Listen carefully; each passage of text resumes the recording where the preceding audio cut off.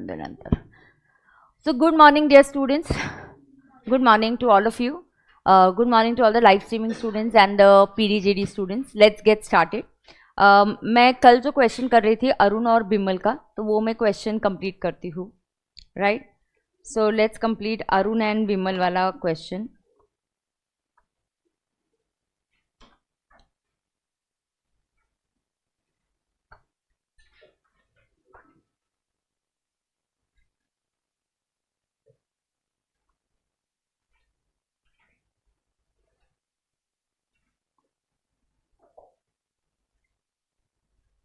Page number बोलो.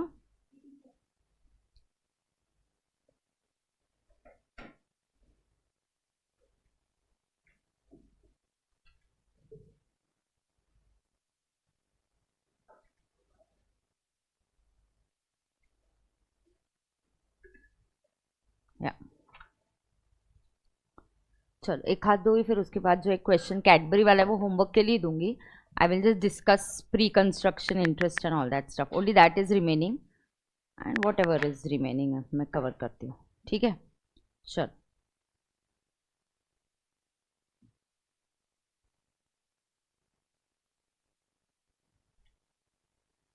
Now कल का जो क्वेश्चन था, we assume that they are opting out of back. पहले हम ऑप्टिंग आउट ऑफ बैक हमने सॉल्व किया था.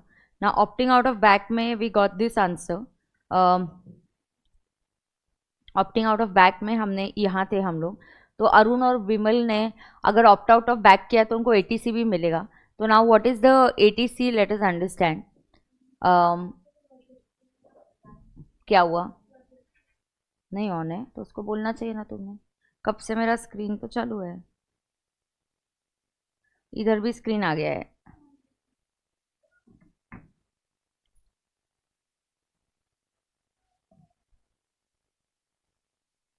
सागर प्रोजेक्टर चालू नहीं है. हाँ हाँ ठीक है, चल हो जाएगा 2 मिनट में स्टार्ट. ना वन से comes. Okay, now pay attention. Messages में taxation. Yes, good morning good morning. No I will not upload the lecture today on face, क्योंकि आनंद सर ने टाइमिंग भी चेंज कर दिया है, तो यूट्यूब पे नहीं होगा बेटा. अब यहाँ पे फोकस करेंगे, ध्यान देंगे और सुनेंगे. किधर है पर? हाँ, तो मैं बोल रही थी अरुण और बिमल जो है, ओके, अरुण और बिमल जो है उसका क्या सीन है देखो. अरुण और बिमल के केस में ये भी है, एटीसी भी है, देखा क्या आपने. सो अरुण और बिमल के केस में देयर इज इंश्योरेंस प्रीमियम. नहीं नहीं, ये इंश्योरेंस प्रीमियम घर का है, एटीसी किधर है? कौन बोल रहा है एटीसी है? कौन बोला रे कर? यू ऑल आर क्रेजी और what? Insurance premium paid, repairs, interest, ये सब घर का इंश्योरेंस प्रीमियम है. एटीसी लाइफ इंश्योरेंस के लिए आता है. What is wrong with you all? कौन बोला कल एटीसी है? ना ऐसा गलती नहीं चलेगा. अब समझा करो चीजों को. The other expenses were, these are other expenses were, these are the other expenses means repair of the house, other expenses of the property is given Baba, insurance premium of the property is given. कोई भी insurance premium आ गया तो ऐसा मत करो, अपन CA कैसे बनेंगे फिर? कोई भी इंश्योरेंस प्रीमियम दिया मतलब वो क्या एलआईसी, ऐसा थोड़ी होता है. कमाल है. कल मेरे को किसने बोला था एटीसी है? कोई एटीसी नहीं है, कोई चैप्टर 6 से नहीं है. यहाँ है क्या और कुछ चैप्टर 6 से का? तो आंसर यहीं पे खत्म हो जाता है. 2,90,000 and no no no not 90, sorry. GTI का टोटल क्या है? 378, 350. और यहाँ टोटल क्या है? 268, 350. प्रथम कौन है? वही, ये प्रथम नहीं. प्रथम कौन है? कौन रहे? उसको क्या होगा? वो क्यों नहीं आ रहा? उसको क्यों यूट्यूब पे लेक्चर चाहिए? तबीयत खराब है? बैकअप नहीं है? क्यों?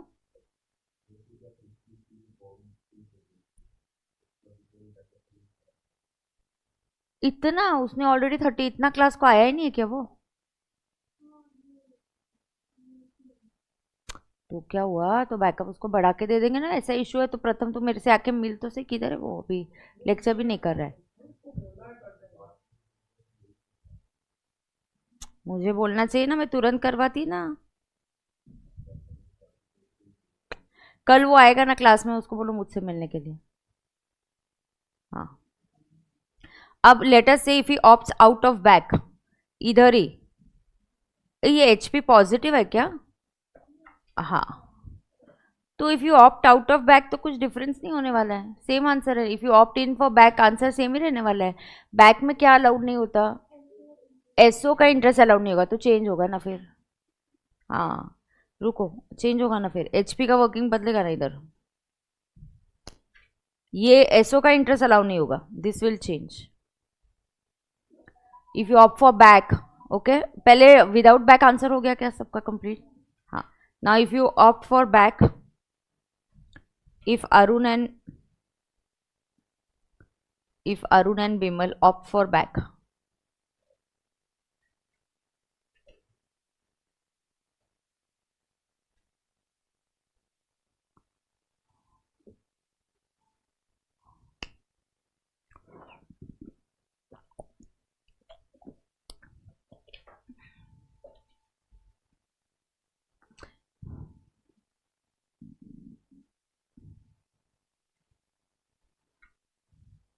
देन अरुण का एसओ का जो आंसर नेगेटिव कितना आ रहा था रे, 37,500 आ रहा था, वो कट होके एचपी का आंसर अरुण का नील हो जाएगा। एंड बिमल का भी जो 37,500 नेगेटिव आ रहा था, एसओ के लिए 24B is not allowed in back, तो ये भी क्या हो जाएगा फिर, नील हो जाएगा। और एलो प्रॉपर्टीज जो है, answer will remain the same. तो एलो का आंसर कितना था, 130 नहीं, 251,700, 251,700, so this will remain the same, 251,700, that will be same, correct? So now the answer will be Arun का एसओ नील, बिमल का एसओ नील, उनका एलओ 251,700 का हाफ ऑफ करो, 1 लाख।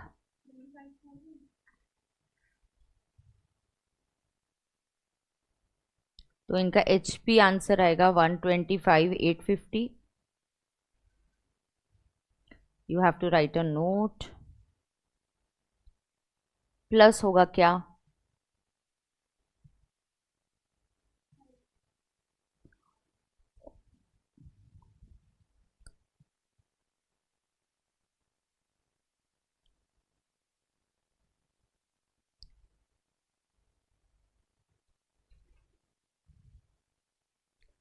प्लस क्या होगा? आईओएस कितना है? 2,90,000 and 1,80,000।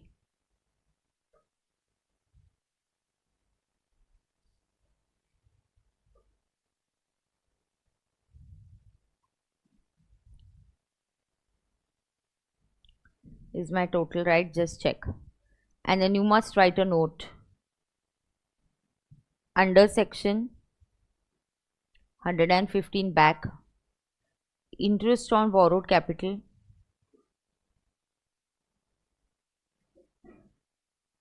under section 24B is not allowed in case of what? SO property. ये बरोबर है ना? It is not allowed in case of SO property. सही है क्या?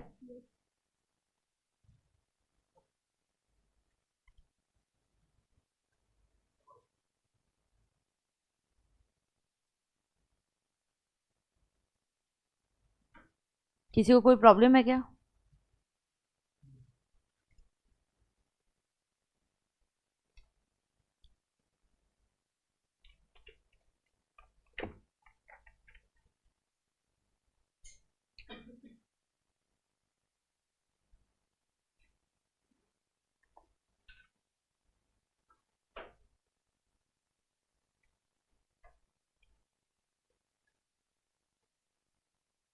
पक्का नहीं? डन है क्या?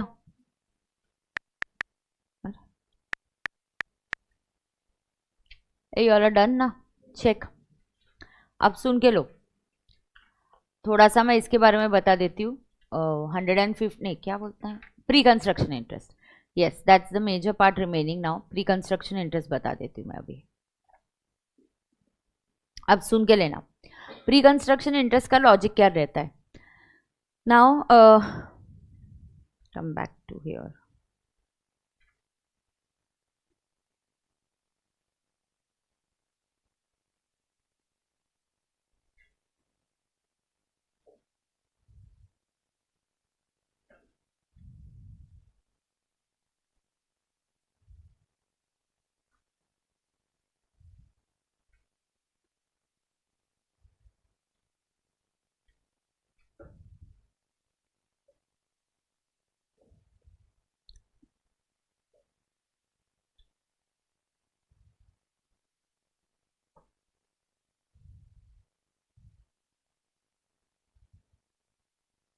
Okay,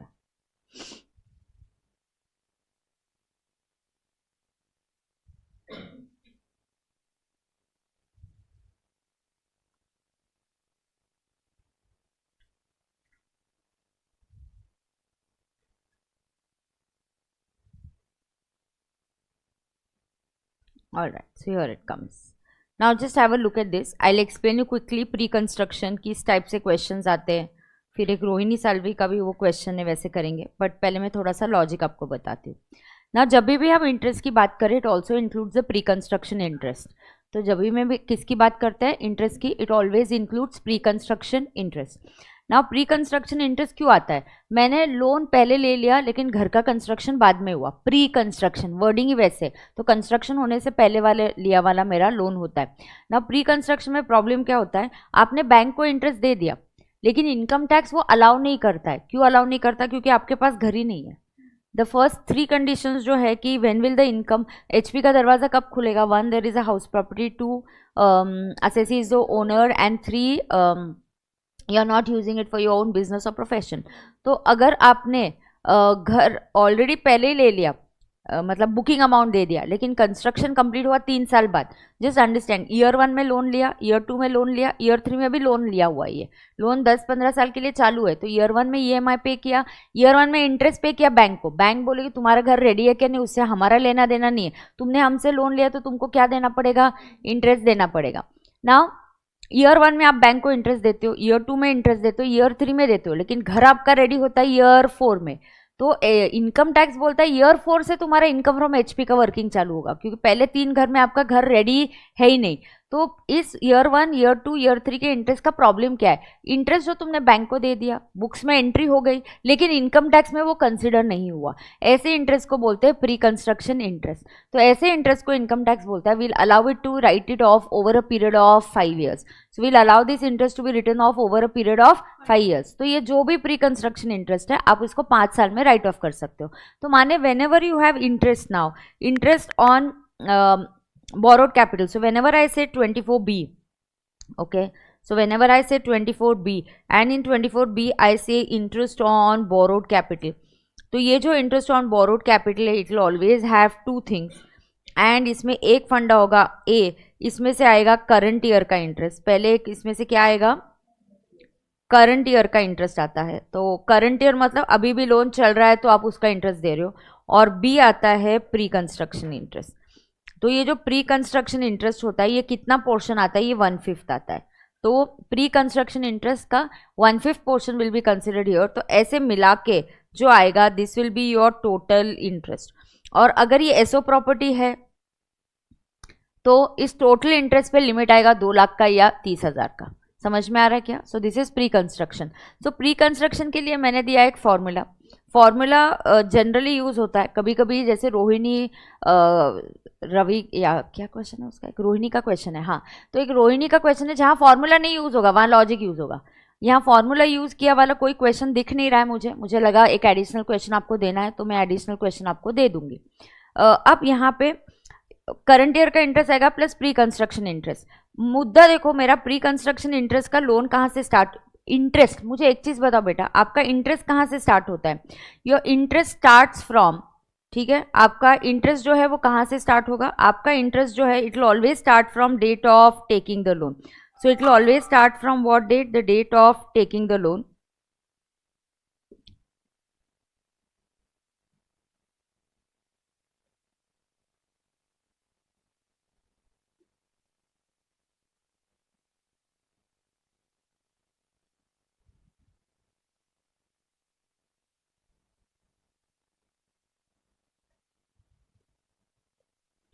Okay, now listen. Your interest will always start. Pay attention and look at the formula, dear students. पहले आप फॉर्मूला की तरफ देखो. देखो, मेरा इंटरेस्ट कब से स्टार्ट होगा? जिस दिन से लोन लिया है. मेरा इंटरेस्ट कब खत्म होगा? जिस दिन लोन खत्म हो गया. तो इंटरेस्ट स्टार्ट होने वाली डेट तो सिंपल है. It will start from date of taking the loan. और इंटरेस्ट खत्म कब होगा? The date of repayment of the loan. और मैम यहाँ पे आपने ऐसा 31 मार्च क्यों बोला है? अरे जिस साल में घर का कंस्ट्रक्शन, ये प्री कंस्ट्रक्शन इंटरेस्ट का फॉर्मूला है. प्री कंस्ट्रक्शन में प्रॉब्लम क्या है कि घर रेडी नहीं था, पर जिस साल घर रेडी हो गया उस साल में प्री कंस्ट्रक्शन का प्रॉब्लम खत्म हो गया. तो आपका इंटरेस्ट कहाँ से स्टार्ट होगा? The date of taking the loan. It will go on till the date of repayment of the loan. So it will start from what date? Date of taking the loan and it will go on till the date of repayment of the loan. So date of taking the loan सही है, date of repayment of the loan भी आएगा. Now यहाँ पे क्या होगा? Date of repayment of the loan आएगा और 31 March immediately preceding the date of completion of construction. तो आपका कंप्लीशन काय का है? ये कंप्लीशन ऑफ कंस्ट्रक्शन. तो आपका घर रेडी हो गया, उसके पहले वाले 31 मार्च तक प्री कंस्ट्रक्शन होता है. ऐसा काय को? सुनो ना, जिस साल में घर रेडी हो गया उस साल में एचपी आ गया. प्रॉब्लम कहाँ है? उसके पहले वाले 31 मार्च. तो प्रॉब्लम कहाँ है? उसके पहले वाले. प्री में प्रॉब्लम क्या है? प्री कंस्ट्रक्शन में कि आपका घर रेडी नहीं है लेकिन आप बैंक को इंटरेस्ट दे रहे हो. तो whatever is the total pre construction interest we divided over the period of 5 years. We divided over the period of 5 years. समझ में आ रहा है क्या? यस. नाउ इसके बेसिस पे अगर ना if this is a if property is SO,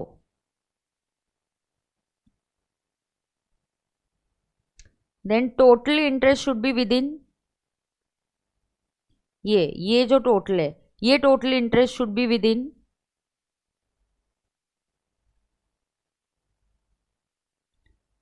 limit of 2 lakhs और 30,000. It should be within the limit of 2 lakhs or 30,000.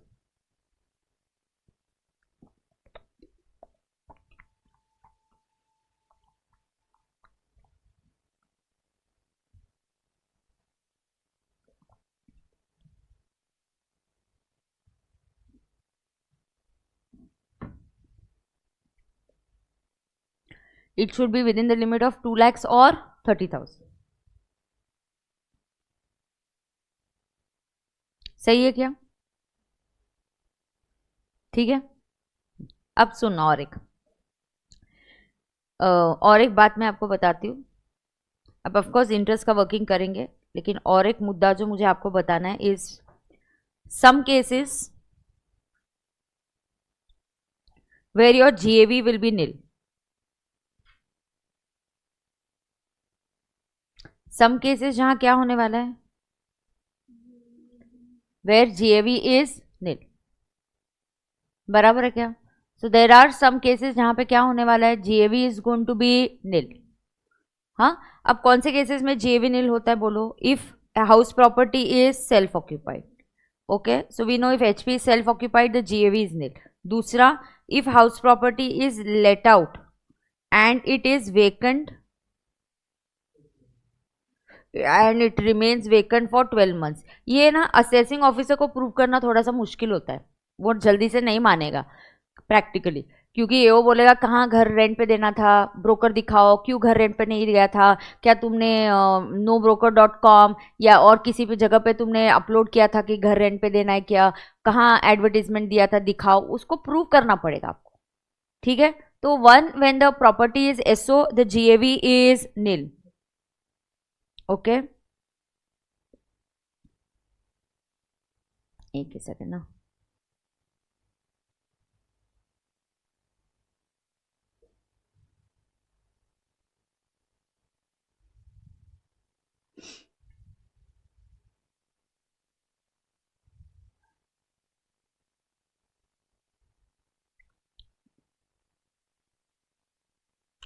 HP is let out and it is vacant for 12 months. SO property है तो उसका GAV क्या आने वाला है, नील आने वाला है. एंड एचपी जो it is let out for 12 months. उसके बाद third, if the house property is हाँ, in case of first wheel से बिल्डर, बिल्डर के केस में क्या बोला था, अनसोल्ड इन्वेंट्री याद है क्या तुमको? याद है क्या? क्या नहीं है? स्टॉक इन ट्रेड, पहले 2 साल तक उसका जीएवी क्या होगा, नील होगा. उसके बाद उसको क्या माना जाएगा, डीएलओ. ऐसा क्यों किया पता है क्या? बिल्डर तुम प्रॉपर्टी नहीं बेच रहे, कम प्राइस, कितना भी रिसेशन आने दो, बिल्डर्स कभी भी प्राइस कम नहीं करते. गवर्नमेंट बोलते यार तुमको स्टॉक होल्ड करने की कैपेसिटी. कोई भी क्या बोलेगा, यार अपना जो भी स्टॉक है, जो भी माल है, बेचने दो, पहले खाली होने दो, उसको कम प्राइस दे दो, डिस्काउंट दे दो, कस्टमर को सेल कर दो. बिल्डर वो नहीं कर रहे, अनसोल्ड है, you want to hold it, then treated as DLO and you pay, yes, notional rent. But this is an opportunity. क्यों अपॉर्चुनिटी है? डालो ना तुम कैश में, वैसे भी टैक्स देना है तो दिखा दो, हर महीने कैश भरते जाना, रेंट आया किसी से, तो दिस मनी विल बी, और black money will become white. नहीं किया तो भी टैक्स देना है, तो करके ही टैक्स ले लो. तो ऑफकोर्स देयर इज अ वे कि आप पकड़े नहीं जाओ क्या है क्या नहीं है. So few things are there to it. Okay, yes. अब देखो यहाँ पे HP is let out and it is vacant for 12 months. उसके बाद इन केस ऑफ बिल्डर क्या है, unsold inventory.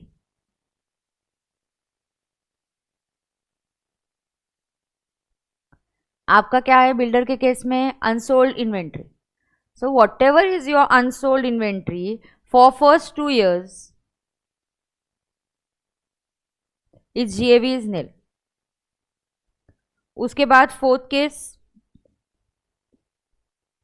if a house property is not occupied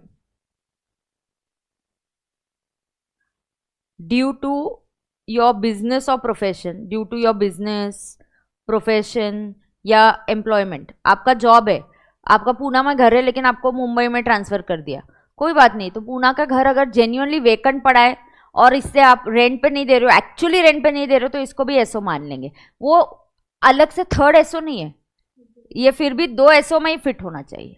ठीक है. तो if property is not occupied due to business, profession और employment and no other benefit is derive from that, no other benefit is derive from that, then it will be treated as,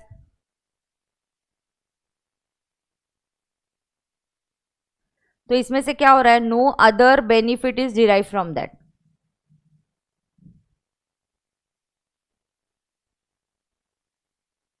then it is what, then it is treated as SO. अच्छा, any other benefit is derive का मतलब क्या, no other benefit means क्या मतलब है, not given on rent. अगर rent पे दिया तो वो एक्चुअल एलओ ही बन जाएगा. अच्छा मेरे पास 2 घर है, एक एसओ है, एक रेंट पे दिया, नहीं नहीं मैम 2 घर एसओ हो सकते ना, तो वो एलओ वाले घर को भी एसओ ट्रीट करेंगे, ऐसा नहीं होता है. एक्चुअल अगर रेंट पे दिया है तो वो एलओ ही है, झेपता है क्या. हाँ, तो ये हो गया क्या, 4. उसके बाद there is a next concept of what, deemed owner. Now what is deemed owner, deemed owner is under section 27. Deemed owner किधर है, अंडर सेक्शन 27. बराबर है क्या. तो क्या होने वाला है डीम्ड ओनर के केस में, अंडरस्टैंड, डीम्ड ओनर के केस में you are not the owner but you are treated as the owner. इसमें सबसे यहाँ पे मैं लिखूंगी रेफर नोट्स, आपको पता होना चाहिए. इसमें जनरली एग्जाम में क्वेश्चंस नहीं आता, कैसे आता वो भी बताती हूँ आपको. डीम्ड ओनर मतलब क्या, you have transferred the property to your spouse, you have transferred the property to your minor child, you have transferred it to spouse, you have transferred to minor child, then you are a holder of impartible estate. Temple है, 2 भाइयों, 2 brothers own the temple together. Temple का partition, बाकी सब, एक shop तेरा एक shop मेरा, बाकी प्रॉपर्टी का हम पार्टीशन कर सकते, टेम्पल का पार्टीशन नहीं हो सकता. उसको बोलते हैं impartible state, a state that cannot be partition, an state that cannot be partition. तो इनकम टैक्स क्या बोलेगा, अच्छा टेम्पल से इनकम आ सकता है, I can give it on rent for marriages, for religious occasions and I can get rental income. Income tax बोलेगा हम होल्डर, इसकी जवाबदारी किसके पास है, इसकी चाबी पोजेशन कौन देखता है, एल्डर सन देखता है, मान के चलो एल्डर सन सब इस प्रॉपर्टी के बारे में, टेम्पल के बारे में सब कुछ देखता है। एल्डर सन को हम असेसी मानेंगे, डीम्ड ओनर मानेंगे, उससे हम टैक्स लेंगे, आप आपस में आपका हिसाब किताब कर लो। तो डीम्ड ओनर कौन है, अगर मिस्टर एक्स ने अपनी वाइफ को असेट गिफ्ट कर दिया, फ्री में दे दिया घर, फिर भी उसका ओनर कौन माना जाएगा, मिस्टर एक्स, फिर भी उसका ओनर कौन माना जाएगा, मिस्टर एक्स। मिस्टर एक्स ने ये प्रॉपर्टी किसको दिया, मिसिज एक्स को, हाँ उनका डिवोर्स हो गया तो डीम्ड ओनर का कॉन्सेप्ट एप्लीकेबल नहीं है। अगर आपने ये प्रॉपर्टी माइनर चाइल्ड को दिया तो आप डीम्ड ओनर बन जाते हो, आपने ये प्रॉपर्टी अपनी वाइफ को दिया आप डीम्ड ओनर बन जाओगे, आपने ये प्रॉपर्टी वाइफ को डिवोर्स में दिया, डीम्ड ओनर नॉट एप्लीकेबल, आपने ये प्रॉपर्टी माइनर को दिया, डीम्ड ओनर एप्लीकेबल, आपने माइनर मैरिड डॉटर को दिया, डीम्ड ओनर नॉट एप्लीकेबल, आपने you are a holder of impartible estate, you will be treated as the deemed owner, you have a flat in a cooperative society, you will be treated as the deemed owner. You have a flat in a cooperative society, अरे तुम्हारा ही flat है, वो deemed owner का concept सिर्फ just benefit के लिए बना है, आप ही फ्लैट के ओनर हो। बट कोऑपरेटिव सोसाइटी में कैसे रहते हैं, अपन मेंबर रहते हैं, अपने को शेयर्स मिलते हैं, उसके अगेंस्ट फ्लैट अलॉट किया जाता है। तो जस्ट एक क्लैरिटी के लिए हमने बोल दिया कि you are the deemed owner, आप ही हो ओनर, उसमें कोई ये नहीं है। But sometimes just to clarify we said you are the deemed owner. And last एक जय एंड वीरू वाला एग्जाम्पल जो मैं क्लास में देती हूँ। जय और वीरू ने, जय ने प्रॉपर्टी वीरू को बेच दिया, उनका एग्रीमेंट नहीं हुआ, रजिस्ट्रेशन नहीं हुआ, लेकिन प्रॉपर्टी बेच दिया, पैसे आ गए या पैसे आने वाले हैं, ऐसा वीरू ने प्रॉमिस किया, I will give you the consideration, possession दे दिया, सिर्फ रजिस्ट्रेशन नहीं हुआ। एक होता है घर का एग्रीमेंट करना और फिर होता है मूवेबल प्रॉपर्टी का रजिस्ट्रेशन करना। सिर्फ क्योंकि प्रॉपर्टी मेरे नाम पे रजिस्टर्ड नहीं है, लेकिन मैंने तुमको पोजेशन, रजिस्ट्रेशन के लिए टाइम ही नहीं है। जय ने प्रॉपर्टी बेच के वो यूएस चला गया, वो वीरू को बोलता है मैं जब 2 साल बाद आऊंगा अपन रजिस्ट्रेशन कर लेंगे, तब तक तेरा ही घर है, पोजेशन तुझे दे दिया है, तूने घर के पैसे दे दिए और यू प्रॉमिस टू पे द रिमेनिंग मनी, है ना। In that case what happens, जिसने ये घर ले लिया, पोजेशन ले लिया, पार्ट पेमेंट कर दिया, he is treated as the deemed owner. अब डीम्ड ओनर का थ्योरी क्वेश्चन आ सकता है, या एग्जाम में डीम्ड ओनर पे कैसे क्वेश्चन आता है। एग्जाम में आपको दिया जाएगा x, you will get all details, आपको मिलेंगे details of x.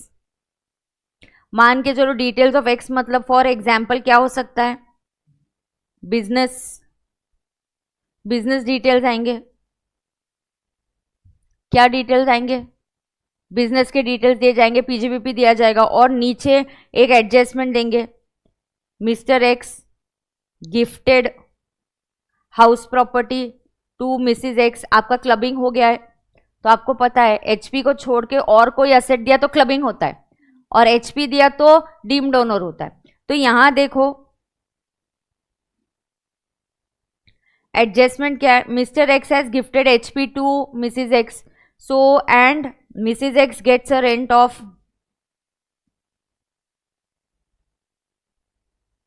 2,40,000 from this HP। तो ये क्या होगा, this 2,40,000 is income from HP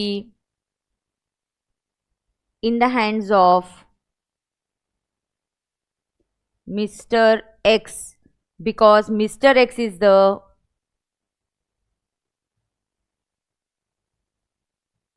deemed owner. Of course ये आप क्या कंसीडर करोगे, इसको जीएवी में ऐड करोगे। फिर इनकम में आपको पता है 240 जीएवी आएगा, फिर अगर टैक्सेस होंगे म्यूनिसिपल टैक्स वो माइनस करो, वरना स्टैंडर्ड डिडक्शन माइनस करके जो भी इनकम आएगा ये किसके इनकम में ऐड करना पड़ेगा आपको, मिस्टर एक्स। ये ऐसी औकात है डीम्ड ओनर की।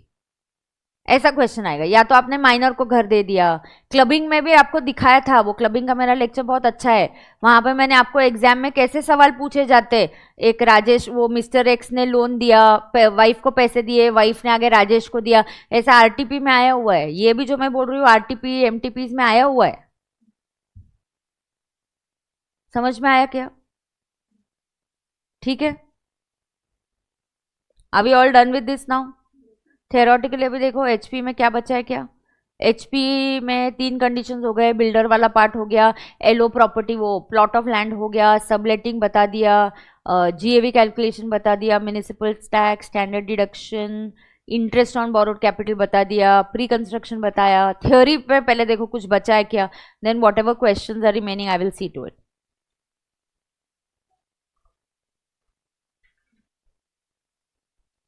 डीम्ड ओनर हो गया, कॉम्पोजिट रेंट वाला कॉन्सेप्ट हो गया, all concepts covered?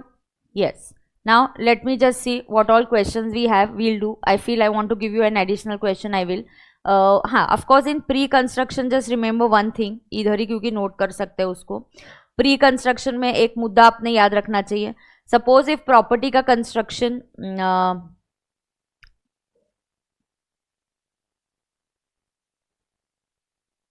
एक हम वैसा क्वेश्चन कर सकते हैं, वहीं से लेती हूँ।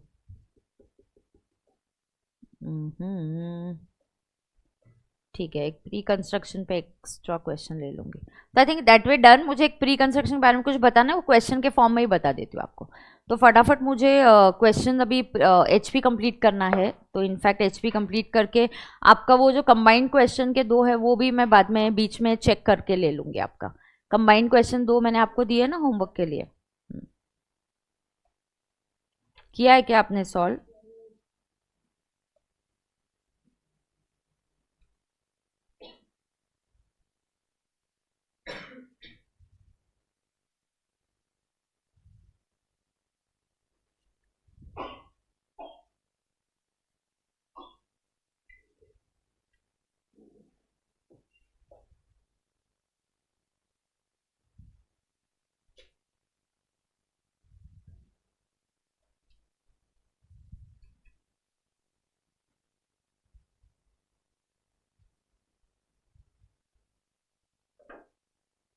ठीक है, चलो क्वेश्चंस की ओर आते हैं थोड़ा।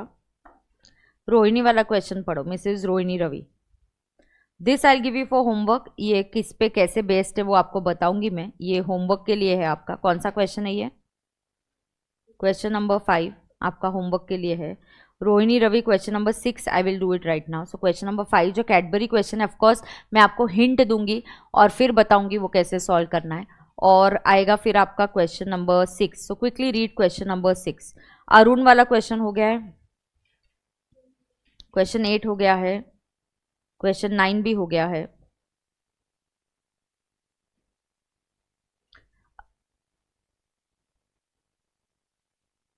बराबर है ना?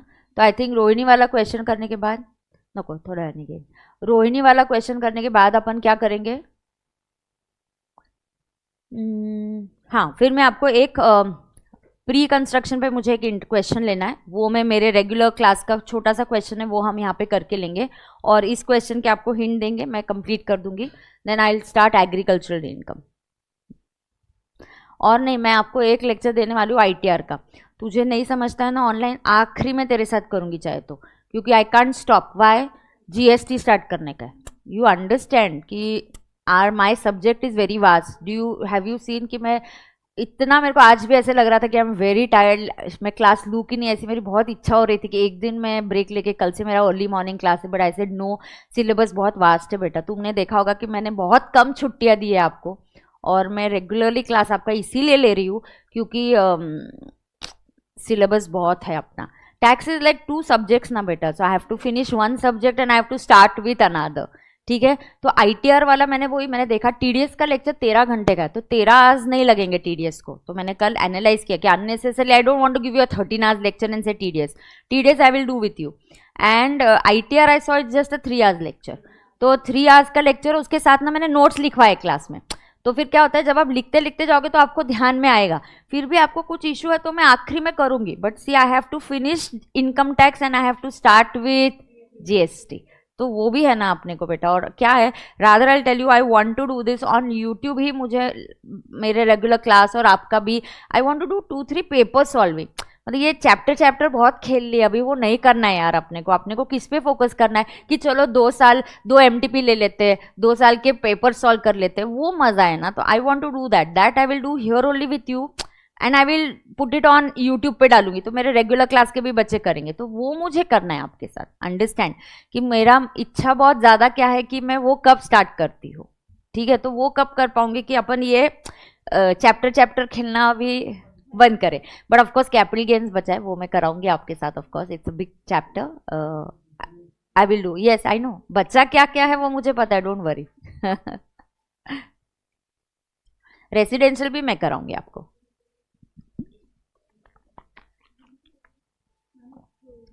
हाँ हाँ हाँ हाँ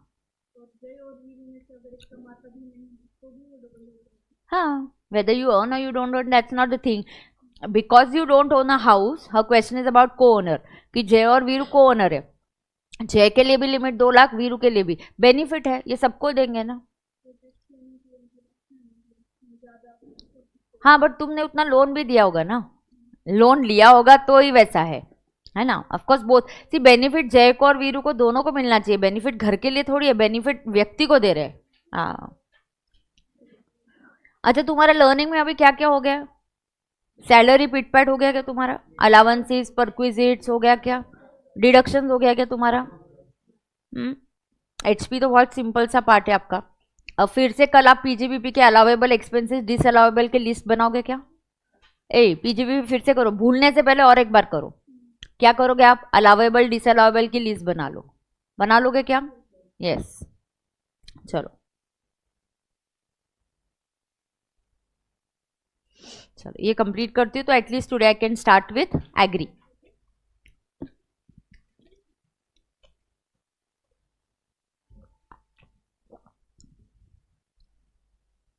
आज ही फिर वो लेक्चर अपलोड करूँ कि आपको, अगर आज क्लासेस कम है तो कल 15-16 से आपके सारे क्लासेस एफएम जिन्होंने सब लगाए सब स्टार्ट हो जाएगा ना।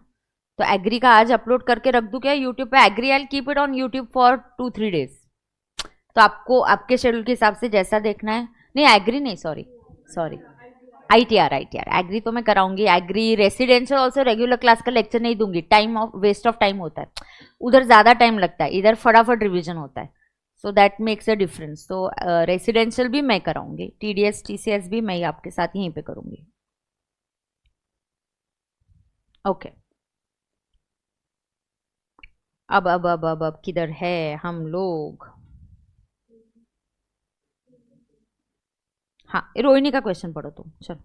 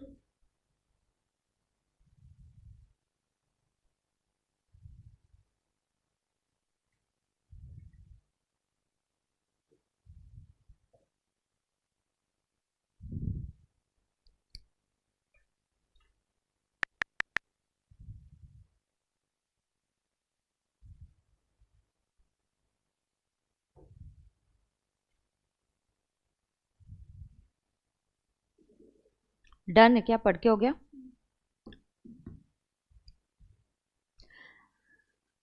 She is a ROR in India. Because she is an ROR in India, she has to pay tax in India on her global income. Okay. So please understand, she owns a house in USA and as a residence, and उसका GAV वगैरह दिया है. She took possession of a flat in Chennai on 1st July. Now ये भी SO है. So she is having a Chennai house as SO and the US house as SO. Can you do that? Yes. Chennai का घर भी SO हो सकता है और US वाला घर भी SO हो सकता है. So she has 2 houses as SO.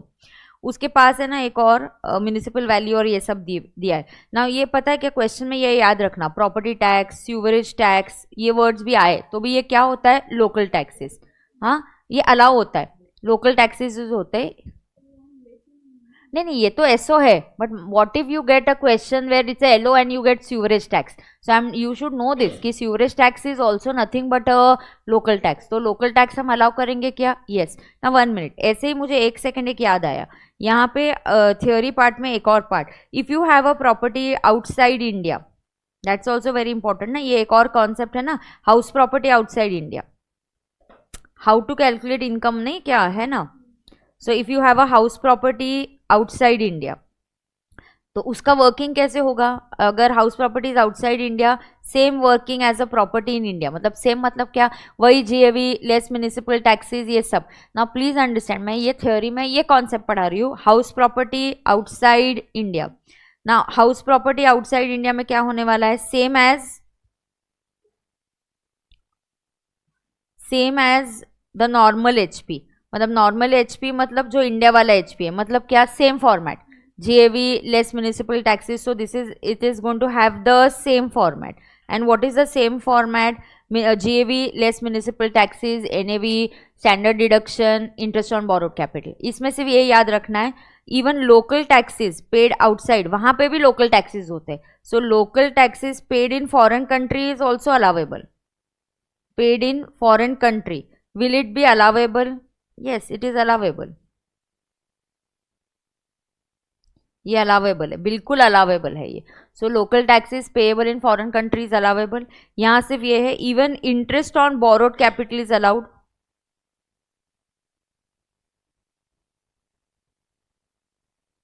Of course यहाँ पे सिर्फ एक चीज है, टीडीएस शुड बी डिडक्टेड, क्योंकि आउटसाइड इंडिया यहाँ पे टीडीएस शुड बी डिडक्टेड, तो एक ही मुद्दा है कि यहाँ क्या डिडक्ट होना चाहिए, TDS should be deducted.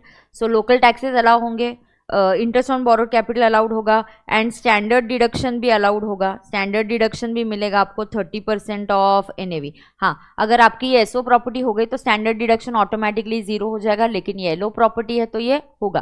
Can a property outside India also be treated as SO property? Yes, जैसे मैं रोहिणी रवि के क्वेश्चन में अभी करने वाली हूँ, जहाँ उसका चेन्नई में घर है और एक एलए यूएसए में घर है, दोनों को हम क्या ट्रीट करेंगे? एसओ। ध्यान में आ रहा है क्या? सबको ध्यान में आ रहा है? So if you have an HP in foreign country, will you have to pay tax in India? Of course it depends upon your residential status, and ROR has to pay tax even on property which is outside India.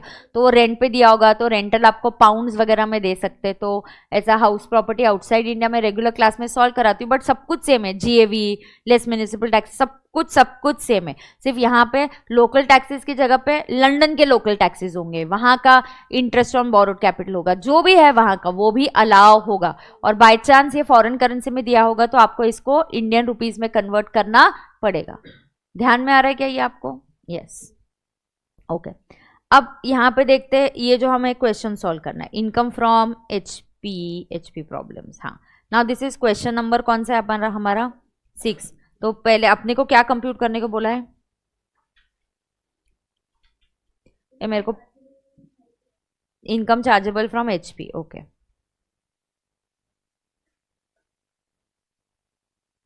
Computation of income from HP बोल देते हैं।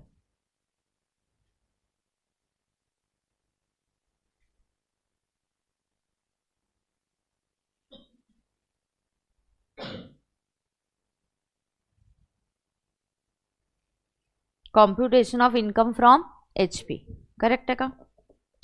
ए बरोबर है ना?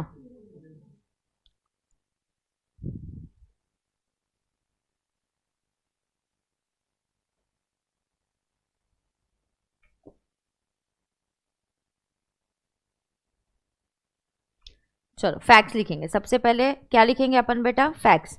Always remember facts are very very important, you should always note it down. Facts में क्या है? One house property in USA, one house property in Chennai, दोनों का पर्पस क्या है? Actually she is using it for SO purpose, so both will be treated as SO. अब she had a house in Bangalore also, if you, कहाँ पे था, कहीं पे है ना?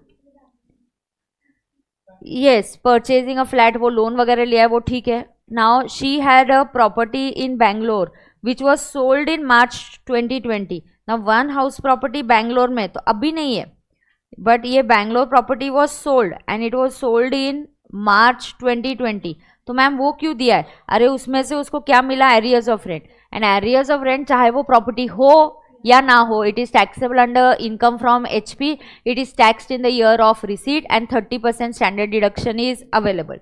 सो HP का Bangalore sold in arrears and इसमें से 60,000 एरियर्स ऑफ रेंट रिसीव्ड।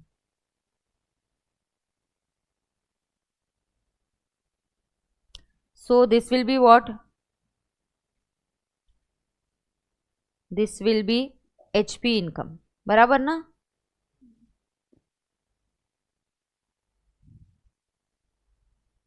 सही है क्या? क्वेश्चन पढ़ो, कौन से घर के लिए उसने लोन लिया है, कौन से घर के लिए लोन लिया, और लोन से रिलेटेड जो डेटा है थोड़ा ध्यान से पढ़ो।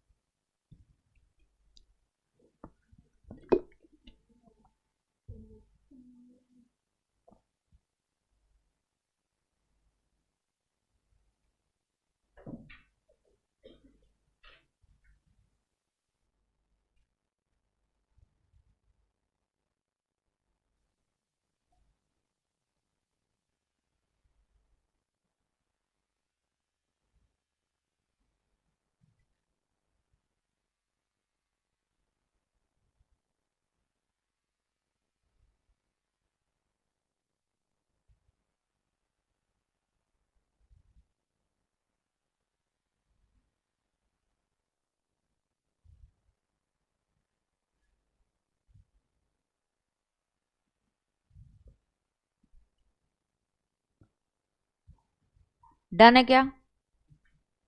अब सुनो, कौन से घर के लिए लिया है उसने? चेन्नई। तो चेन्नई का house property, is it self occupied? Yes. Has she taken a loan? Yes. Now when did she take a loan? Loan taken June, date नहीं दिया है, ओके, जून 2021 में लिया। एंड HP परचेज कब हुआ ये, मतलब घर मेरे हाथ में कब आया? 1 जुलाई 23 होगा। चेक करो, अरे चेक करो ना। ओनरशिप एंड पोजेशन ऑन 1 जुलाई, मतलब घर आने से पहले मैंने लोन लिया है, घर आने से पहले मैंने लोन लिया है। बहुत ध्यान से सुनना, रेडी है क्या तुम सुनने के लिए? इस क्वेश्चन में यही मैंने ये बता दूंगी तो क्वेश्चन अभी खत्म ही हो गया। फिर ध्यान से सुनना, ये देखो चेन्नई का जो मेरा घर है, it is SO and has she taken a loan? Yes. ओ, जब भी लोन लेने की डेट घर एग्जिस्टेंस में आने से पहले हो, there are chances of pre construction, there is chance of pre construction. घर मेरा हुआ 23 में, मेरे पास घर आया, लोन मैंने 21 से लिया, तो मैं CA को बोलती हूँ 21 में ए मेरा इंटरेस्ट है अलाउ करो। CA बोलते घर किधर है? मैं बोलते अरे पोजेशन तो जून 23 में आएगा। He says no, house is not there, I can't do anything. ये प्री कंस्ट्रक्शन बन गया। अब अगर आप लॉजिक से जाते हो, सुन के लेना, मैं 2 तरीके से आपको इसका प्री कंस्ट्रक्शन बताऊंगी, ध्यान से देखना। पहले ये देखो कि मेरा लोन लेने की डेट जून 21 है। Pay attention, don't write anything please, I want full attention here. Stop writing and sit straight, eye contact with your teacher, understand it thoroughly. Same applies to the live streaming students. जून 21 में मैंने loan लिया और loan की repayment की date नहीं दी है, generally ये letter ही होती है। Loan repayment date is not known, नहीं दिया है मेरे को, डेट नहीं पता है, डैश है, मेरे को नहीं पता ये डेट। लोन 10 साल के लिए हो सकता है, 15 साल के लिए हो सकता है, ये काफी लेटर डेट होती है।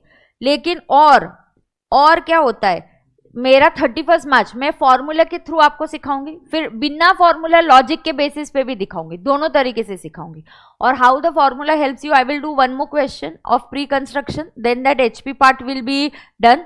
देन HP के लिए होमवर्क जो होगा, ये कैडबरी क्वेश्चन, वो मैं कल डिस्कस करूंगी आपके साथ। अब यहाँ देखो, जून 21 में मैंने लोन लिया और लोन का रीपेमेंट का डेट है, क्या है? लोन का रीपेमेंट डेट है। और हम लेते हैं 31 मार्च।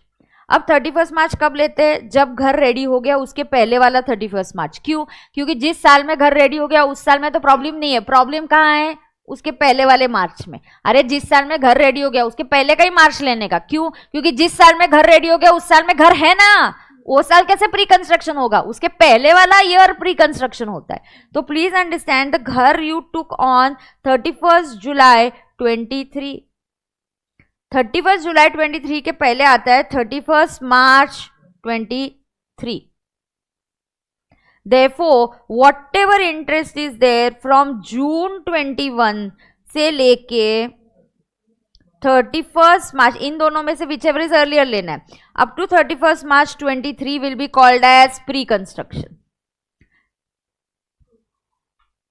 अरे because 31st July 23 house property is ready. That is in PY 23-24 there is no pre-construction interest. उसको pre-construction interest नहीं बोल सकते. क्यों? क्योंकि घर रेडी हो गया. आप फॉर्मूला में सब्स्टिट्यूट करो. Date of taking the loan till the date of repayment. Date of repayment नहीं दिया. क्यों नहीं दिया है? क्योंकि लोन क्या हो सकता है, 8 साल, 10 साल, 20 साल. एचपी हाउस प्रॉपर्टी के लोन इतने ऐसे ही होते.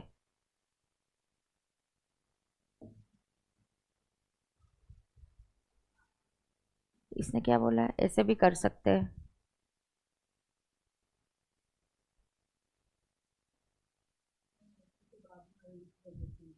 हाँ हाँ, ऐसे भी कर सकते हैं, कोई प्रॉब्लम नहीं है. ठीक है. अब लोन किसके लिए, यहां पे देखो. तो यहां क्या हो रहा है, मेरा date of taking the loan June 21, date of repayment का डेट पता नहीं है. मेरा कंस्ट्रक्शन कब कंप्लीट हुआ, जुलाई 23. जुलाई 23 के पहले वाला क्या होता है, 31st मार्च. उसके पहले वाला क्या होता है, 31st मार्च. तो उसके पहले वाला 31st मार्च तक प्री कंस्ट्रक्शन है. ऐसे नहीं समझना घर जुलाई में हो गया तो जून तक प्री कंस्ट्रक्शन. नहीं, ईयर वाइज होता है ना. जिस साल में घर आ गया उस साल में एचपी है, उस साल में प्री कंस्ट्रक्शन हो ही नहीं सकता. ईयरली वर्किंग होता है. तो whatever interest is there now, that is how you have to understand. See prior to यहां पे दिया है इंटरेस्ट. देखो कैसे दिया है इंटरेस्ट, क्वेश्चन में कैसे दिया है, प्रायर टू 1st April 23. मतलब this is up to 31st March 23. ये है 49,200 and this is pre construction. क्योंकि हमने ऊपर फॉर्मूला में बोला है कि interest from June 21 till 31st March 23 will be pre construction. मतलब ये prior to 1st April 23. That is pre construction. That is pre construction. उसके बाद उन्होंने क्या दिया क्वेश्चन में, 1 अप्रैल 23 से लेके 30th June 23 तक 50,800 एंड 1st July 23 से लेके 31st March 24 तक 131,300. ये सब क्या है, this is for PY 23-24 and 23-24 में मैं बोल रही हूँ प्री कंस्ट्रक्शन नहीं है क्योंकि घर रेडी हो चुका है. अब लॉजिक समझाना. अब एग्जाम में मैम क्या करे, फॉर्मूला यूज करो ना. Date of taking the loan लिखने का, डेट ऑफ रीपेमेंट लिखने का और 31st मार्च पहले का लिखने का. तो देखो मैंने कंस्ट्रक्शन कब कंप्लीट हुआ, जुलाई. तो जुलाई के पहले वाला 31st मार्च. तो दिस इज टिल दिस जून से लेके इस डेट तक प्री कंस्ट्रक्शन है. उसके आगे प्री कंस्ट्रक्शन नहीं है. अब देखो इसको इंटरेस्ट कितना अलाउ होगा, therefore pre construction interest allowable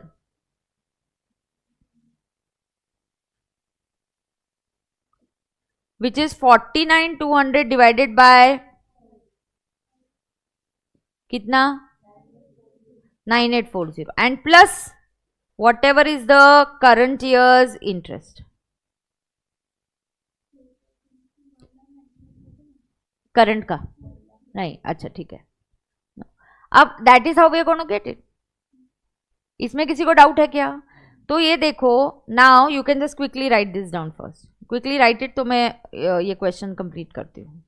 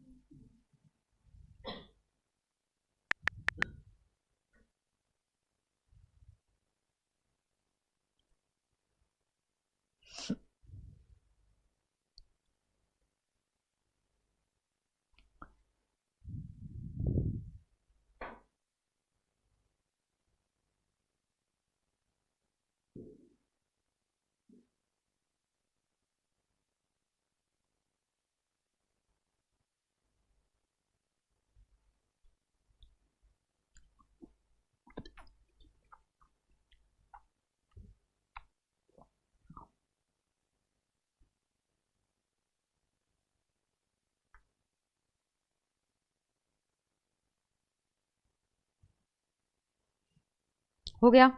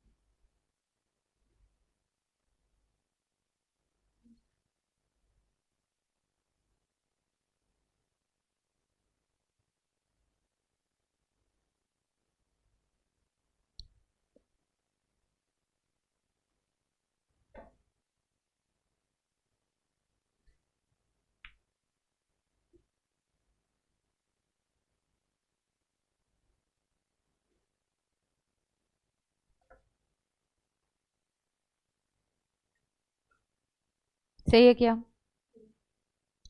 अब देखते हैं, तो क्वेश्चन सॉल्व करते हैं अब। Come on, let's write down. HP में 2 कॉलम बनेंगे, यूएस एंड चेन्नई। यूएस का प्रॉपर्टी एसओ, चेन्नई के प्रॉपर्टी को भी क्या मानेंगे? एसओ। क्या? जीएवी लेस म्यूनिसिपल टैक्सेस पे किए तो भी अलाउ नहीं होगा, क्योंकि both are SO. Less deductions under section 24, 24A standard deduction.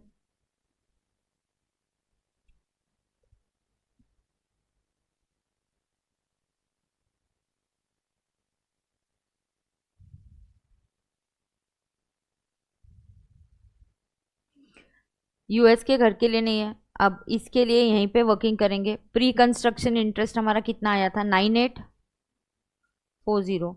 और करंट ईयर की जो अमाउंट है, एक मिनट, मेरा क्वेश्चन ही हो गया। एचपी पहले है क्या रे नोट्स में? किधर है?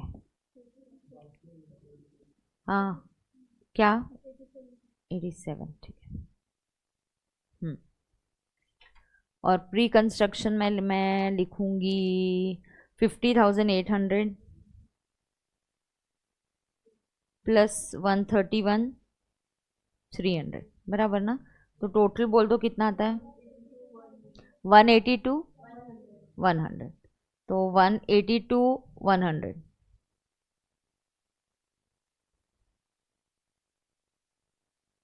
देख लो। सो her income here will be,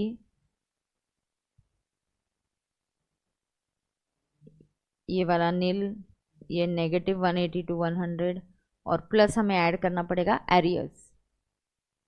क्या हुआ? बोल बोल। ये 9840 मैंने ऑलरेडी डिवाइडेड बाय 5 कर दिया, क्या बोलो ना।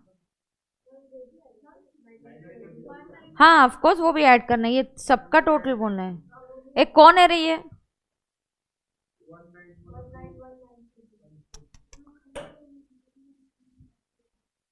191। कैसे रे, तुम ऐसे करते मेरे को क्यों नहीं ऐड करके बोलते तुम?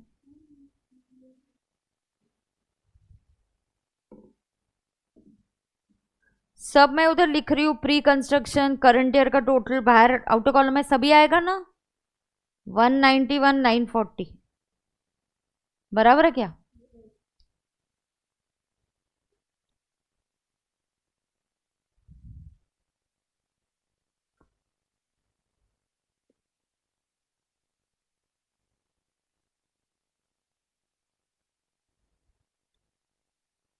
Now there will be also arrears, arrears of rent।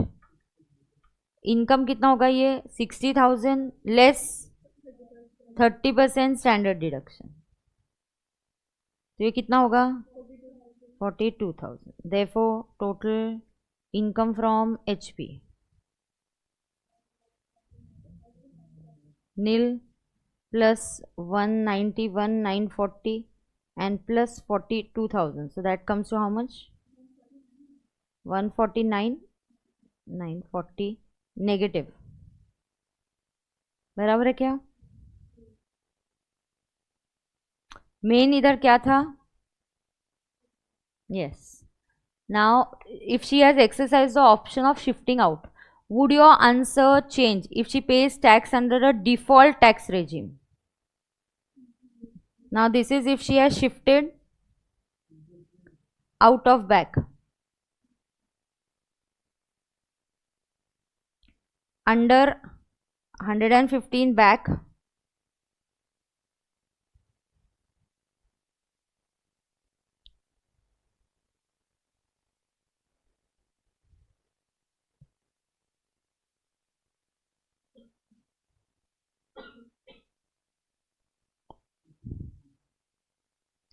under 115 back, income from HP. Ayo. Can somebody just check this from module also? क्या ऐसा बैक में ऐसा ही हमारा मैच हो रहा है ना, एक बार चेक कर लो. Can somebody just online module just download करके इनकम फ्रॉम HP कौन सा है पहले? USA वाला क्या होगा? Nil. Then income from HP Chennai, उसमें भी interest from borrowed capital allow नहीं होगा तो वो भी नील हो जाएगा ना रे. एंड देन आएगा एरियर्स ऑफ रेंट आएगा 42. therefore your income from HP under back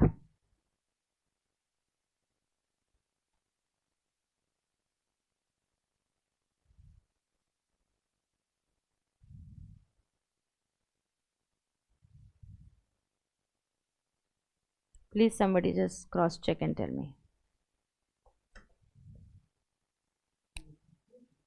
42 आया क्या उधर?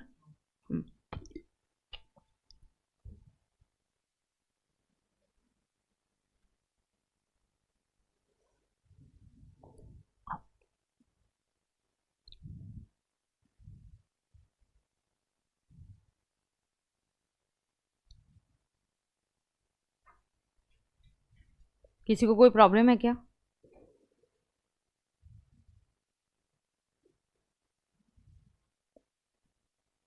किया scroll Neha?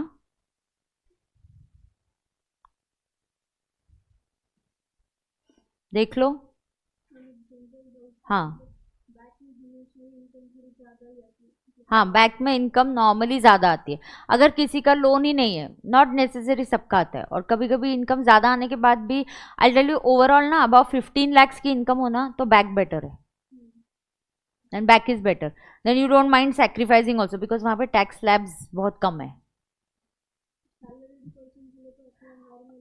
You never know, a salaried person may be having a house, he doesn't take HRA exemption, then उसके लिए ये बेटर हो सकता है. तो you can't have a thumb rule, you have to check every time.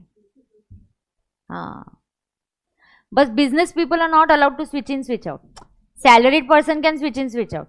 तो business person के लिए एक बार उसने ऑप्ट आउट कर लिया ना, उसके लिए दरवाजा हमेशा का बंद हो जाएगा बैक का. यस, नहीं कर पाएगा, नहीं कर पाएगा. यस, सो अभी डन? ओ बेटा डन ना? हाँ. अब सुनो, यहाँ पे हम लिखते हैं, एक मिनट, HP के इसमें sacrifices that you have to do in back हम लोग जनरली लिखते हैं ना हर चैप्टर के साथ ही.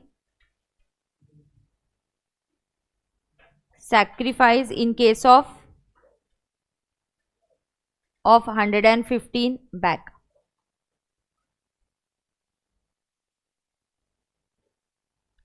Sacrifice in case of 115 back. So if you opt for 115 back, आपको क्या sacrifice करना पड़ेगा? Interest on borrowed capital under section 24B not allowed. But किसके लिए not allowed? Only for SO. LO DLO का अलाउ होगा. not allowed only for SO property. That is, it will be allowed for whom? For DLO and LO property.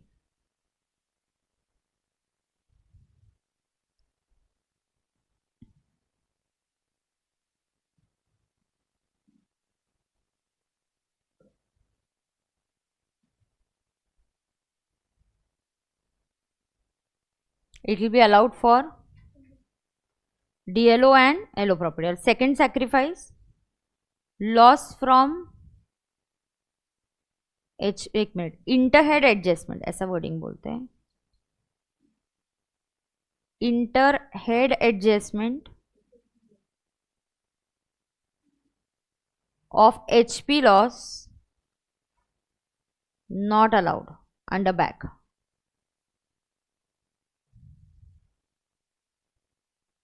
और फिर उधर ही लिखते हैं, if no back then interhead adjustment of HP loss is allowed but only up to 2 lakhs.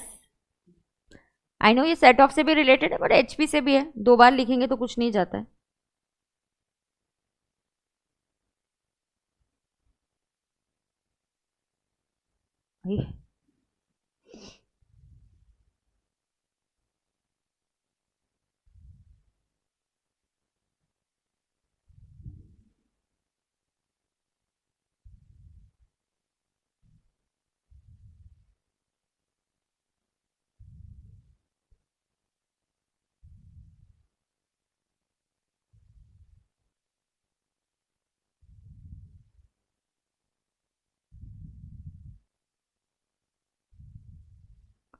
Clear है क्या?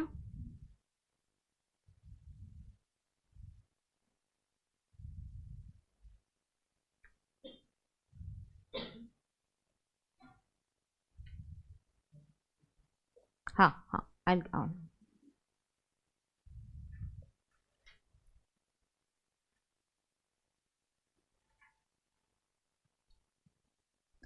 कल मैं आपको 11:30 बजे मिलूंगी.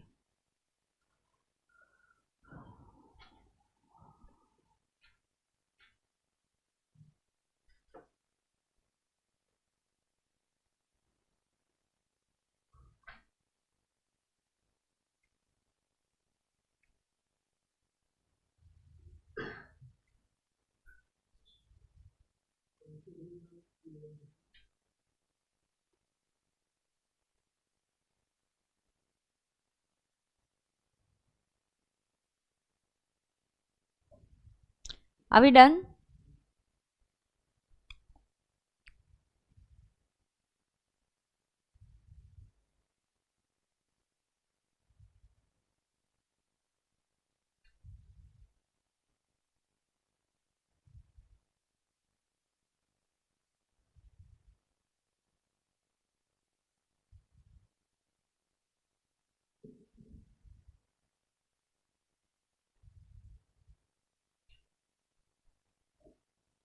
डन है ना?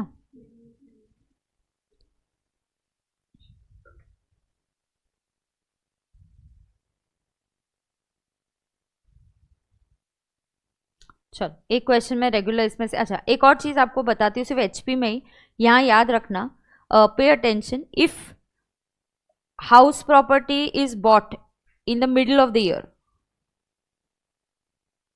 ये आपको कैडबरी क्वेश्चन में हेल्प करेगा. मैं रेगुलर क्लास में क्या करती हूँ, एक ही कॉन्सेप्ट पे एक से ज़्यादा क्वेश्चन भी सॉल्व करती हूँ, बट फास्ट ट्रैक में आई कांट डू दैट. तो मैं कैडबरी क्वेश्चन करने से पहले मैंने एक और क्वेश्चन किया है जो इस कॉन्सेप्ट पे है, और फिर बच्चों को कैडबरी क्वेश्चन होमवर्क पे दिया है, तो वो करके आते फिर solve.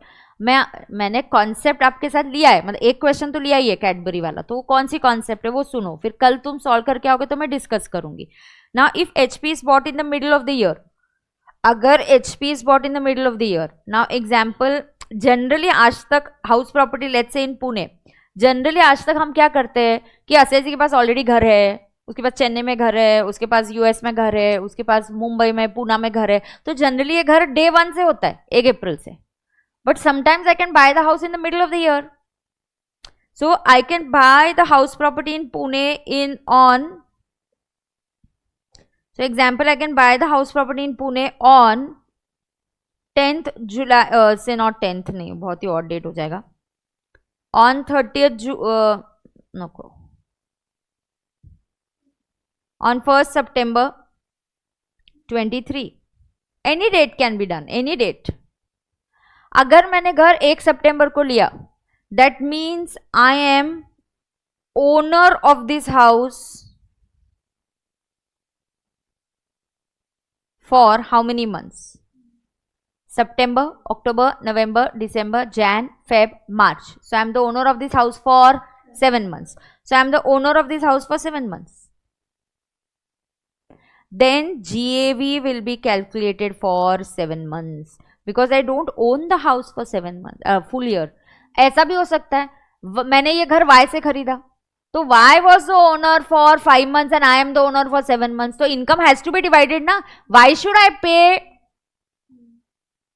income for whole year if I don't own it for the whole year? Next year I will own it for the whole year and next year my JV will be calculated for 12 months. तो ऐसा हो सकता है that I am the owner of this house for 7 months, so GAV will be calculated for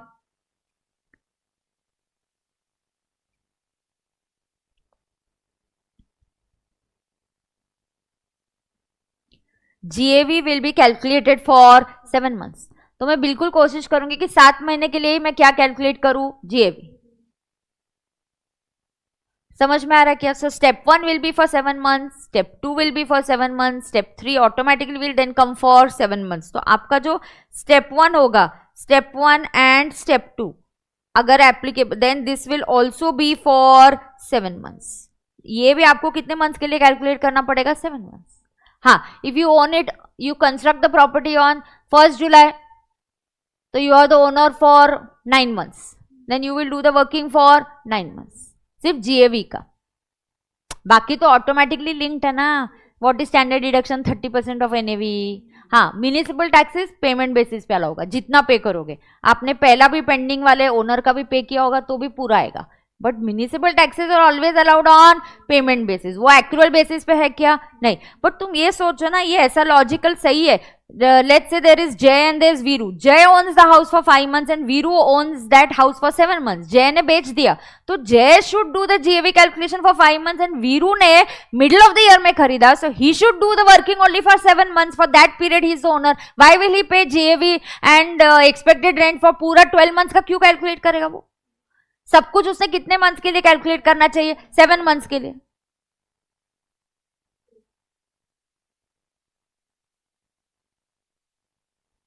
Yes or no?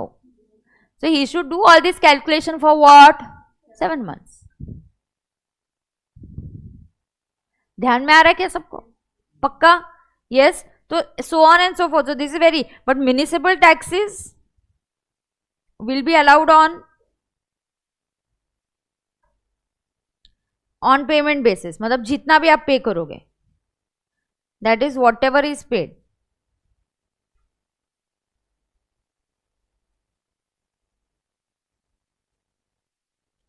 क्या allow होगा? What ever is paid वो allow होगा. ध्यान में आ रहा है क्या सबको?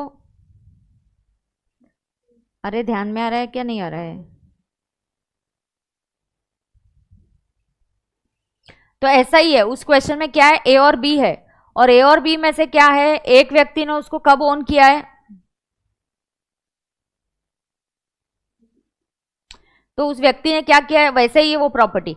B is constructing the property. I think completed the construction on 30th June or something like that. तो वो 30th जून को कंप्लीट कर रहा है कंस्ट्रक्शन. ध्यान में आ रहा है क्या? सबको ध्यान में आ रहा है ना? हाँ. और एक बात, अगर आप प्री कंस्ट्रक्शन, तो वो इसी में वो कॉन्सेप्ट भी हो जाएगा. मुझे और एक प्री कंस्ट्रक्शन का फॉर्म इंटरेस्ट करने की जरूरत नहीं है, ये कल ऑटोमेटिकली यहाँ हो जाएगा. और एक बात सुनना, अगर बाय चांस आपका ये जो प्री कंस्ट्रक्शन का फॉर्मूला आता है, आपका कंप्लीशन वाला डेट, अगर 31 जुलाई 23 था, तो हमने पहले 31 मार्च कौन सा लिया? 31 मार्च 23. अगर आपका कंस्ट्रक्शन कंप्लीट हुआ 31 मार्च 23 को, यस, तो उसके पहले वाला मार्च ही आता है. Formula is very clear. कि you have to always consider the 31st March before completion. Completion किस भी डेट में हो, चाहे 31st मार्च को, मैम कंप्लीशन 31st मार्च को है ना, तो वही लू क्या? नहीं, 31st मार्च को मतलब उस साल घर कंप्लीट हो गया है. प्रॉब्लम कहाँ है? उसके पहले वाले 31st मार्च में. तो हमेशा प्री कंस्ट्रक्शन का जो फॉर्मूला होता है, क्या प्री कंस्ट्रक्शन का जो फॉर्मूला होता है, it is date of taking the loan till the date of repayment और 31st March immediately preceding the construction date. तो कंस्ट्रक्शन की डेट कुछ भी हो, चाहे 31st मार्च हो, फिर भी उसके पहले वाला लेना है. तो उसके पहले वाला मार्च, जो उसके पहले वाला मार्च कौन सा आता है? 1 अप्रैल 23. तो उसके पहले वाला मार्च आएगा 31st मार्च 23. कुछ भी हो जाए, यही फॉर्मूला यूज करना है हमेशा. प्रीसीडिंग मतलब प्रीसीडिंग उसके इमीडिएटली पहले वाला. मैं आपके साथ वो वाला क्वेश्चन ट्राई कर सकती हूँ, but I want you to do it, make mistakes and come and I solve that. तो अभी और कोई फिर मैं प्री कंस्ट्रक्शन फॉर्मूला, वही मुझे 31st मार्च वाला चाहिए था, वो भी है उधर. तो it was a combination of all things this question. ठीक है क्या? पक्का? हाँ, कल मिलेगी चॉकलेट. हाँ ठीक है, जेन्युइनली सही करके आना. बट हाँ ठीक है, मतलब कॉपी नहीं करना, कुछ देखना मत, खुद से सॉल्व करो फिर अच्छे से. डन. तो कल जो भी आप सही करोगे आई will give you a chocolate for that. ठीक है? यस. 2 मिनट्स का ब्रेक लेते हैं. आपको क्या ब्रेकफास्ट लेके आना है तो लेके आ जाओ, and then I will start with agri income. ठीक है क्या? लास्ट में करूंगी capital gain. Capital gain last में करूंगी. मैम म्यूनिसिपल टैक्सेस अगर परसेंटेज में दिया है तो 7/12 करके नहीं, जितना तुमने पे किया उतना पूरा. ऑनलाइन वालों को चॉकलेट कैसे देंगे? कुरियर करेंगे उनको.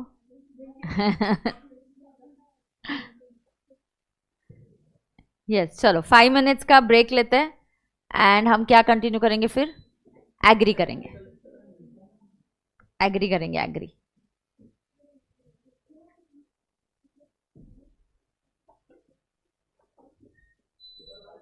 Break 5 minute break.